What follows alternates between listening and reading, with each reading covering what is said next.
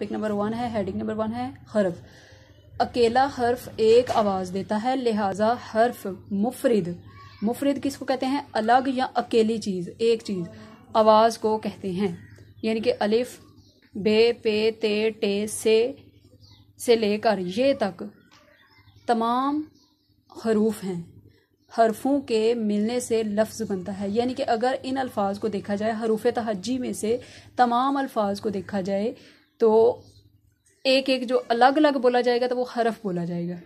एक है अलिफ है तो वो ये हरफ है, अलिफ और बे, पे वगैरह, तो इनको मिलाकर बोला जाए तो ये हरूफ होंगे। यानी कि अलिफ है तो ये एक है, बे है तो ये भी एक लफ्ज़ है, एक हरफ है।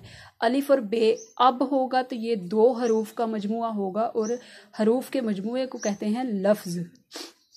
तो लफ्ज़ की डेफिनेशन बयान की गई है आगे, दो या इनसे ज़्यादा हरूफ को मिलाकर एक बामायनी आवाज़ जो हम ज़ुबान से अदा करते हैं इसे लफ्ज़ कहते हैं। गोया मुफरिद आवाज़ों या हरूफ के मजमुए को लफ्ज़ कहा जाता है। मसलन कौफ, लाम, मीम को इकट्ठा लिखने से लफ्ज़ कलम बनता है। इसी तरह अल्लाह, नबी और किताब वगैरह मुख्तलिफ हरूफ को मिलाकर बनाए गए हैं।